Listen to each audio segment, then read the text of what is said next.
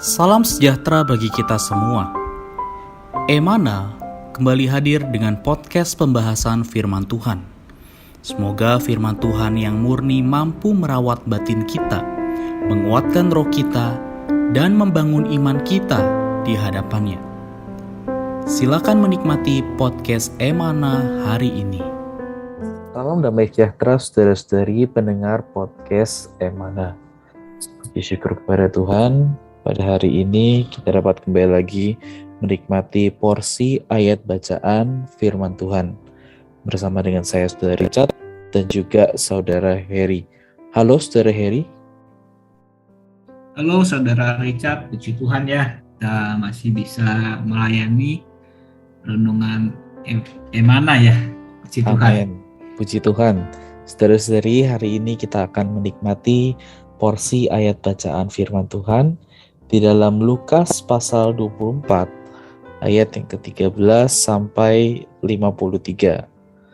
Secara khusus perikop ini membicarakan mengenai sebuah topik, yaitu membuka pikiran mereka.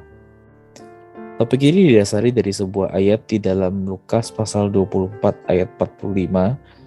Lalu ia membuka pikiran mereka sehingga mereka mengerti kitab suci. Di sini ada sebuah kutipan. Dalam kitab suci ada satu catatan yang penuh wahyu yang lengkap mengenai Kristus dan kematian serta kebangkitannya. Namun karena hal-hal ini tidak terbuka kepada mereka, maka dia datang untuk membukakan firman kudus ini kepada mereka. Perkataan penyelamat di sini menyingkapkan bahwa seluruh perjanjian lama merupakan wahyu tentang dia, dan dia adalah inti dan isinya. Fakta bahwa dia membuka pikiran murid-murid menunjukkan bahwa untuk mengerti kitab suci, pikiran kita perlu dibuka oleh Tuhan Roh melalui penerangannya. Pikiran di sini dalam bahasa aslinya adalah akal budi. Mengapa Tuhan Yesus membuka akal budi mereka? Agar mereka mengerti kitab suci. Kita dapat mengerti kitab suci setelah Tuhan Yesus membuka akal budi kita. Begitu akal budi terbuka, Alkitab dapat dipahami. Itulah sebabnya setiap kali membaca Alkitab, kita harus berdoa kepada Tuhan. Tuhan, aku merendahkan diriku seperti seorang anak kecil di hadapan-Mu. Aku tidak tahu juga tidak paham tentang makna bagian ini. Berikanlah terang-Mu kepadaku. Belum tentu setiap kali kita membaca Alkitab, Allah tak lalu membuat kita paham atau memiliki kebenaran Allah. Ada kalanya ketika kita sedang berjalan-jalan, atau sedang bekerja, atau bangun tidur, Allah membuka akal budi kita dan membuat kita mengerti tentang kebenaran. Begitu Dia membukakan akal budi kita akan dapat mengenal dengan semakin penuh. Allah tidak pernah mewahyukan suatu kebenaran secara menyeluruh sekaligus. Apa yang pertama-tama kita dapatkan dari bacaan Alkitab adalah remah-remah dari seluruh kebenaran Allah. Namun jika kita bertekun dalam membaca Alkitab secara benar, maka secara berangsur-angsur kita akan tahu keseluruhan kebenaran Allah itu. Bagaimana tanggapan Saudara Heri terhadap kutipan ini? Amin. Amin. Terima kasih untuk Saudara Richard. Dari pembacaan hari ini sebenarnya saya juga sering ya ada pengalaman bagaimana kadang baca Alkitab ya tidak bisa memahami seluruhnya. Tapi apa yang kadang saya baca ya kan, kadang saya melakukan aktivitas lain, tiba-tiba di dalam benak pikiran saya langsung terbesit ayat yang saya baca dan langsung sepertinya ada penjelasan dari dalam ya. Jadi memang ini adalah satu pengalaman yang harus kita alami.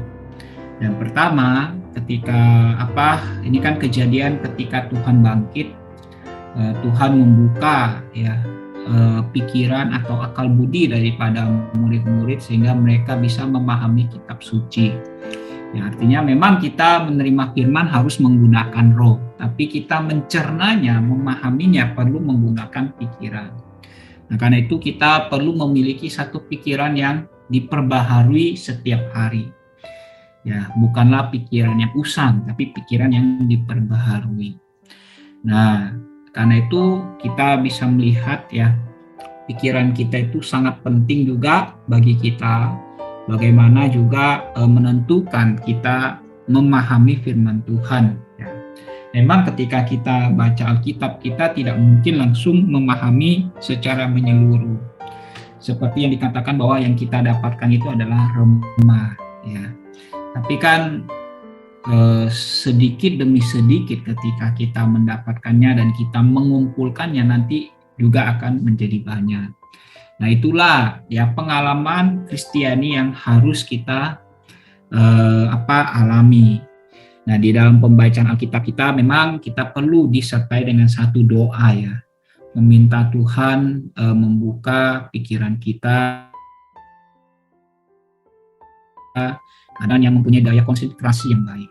Kita tahu bahwa pikiran kita katakan seperti kuda liar. Artinya dia bisa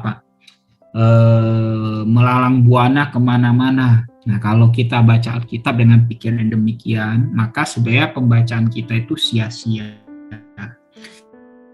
Karena itu sangat penting bagi kita terlebih dahulu ya di dalam doa meminta Tuhan membuka pikiran kita. Ya, puji Tuhan.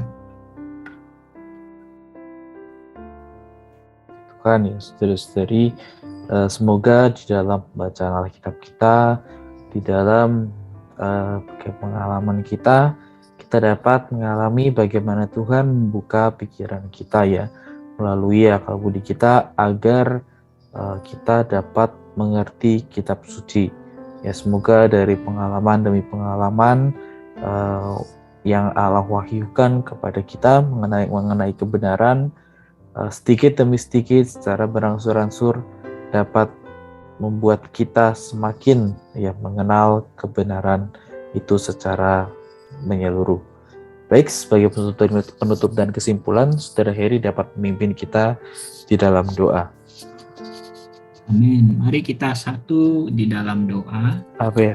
Tuhan, terima kasih padamu untuk firman-Mu, firman yang singkat tapi mengingatkan kami terhadap firman-Mu. Kami memang perlu ya melatih roh kami Tuhan. Tapi kami perlu ada satu pikiran yang dibukakan Tuhan untuk memahami perkataan firman-Mu. Dan itu belas kasihani kami Tuhan. Kami persembahkan diri kami, biarlah kami terus menikmati firman dengan pikiran yang terbuka, akal budi yang tepat. Tuhan, sungguh berkatilah kami persembahkan diri padamu, menjadi bejana Tuhan yang tersusun dengan kebenaran firman. Terima kasih ya Tuhan. Amin. Puji Tuhan. Terima kasih Saudara Heri atas sharingnya hari ini. Tuhan Yesus memberkati.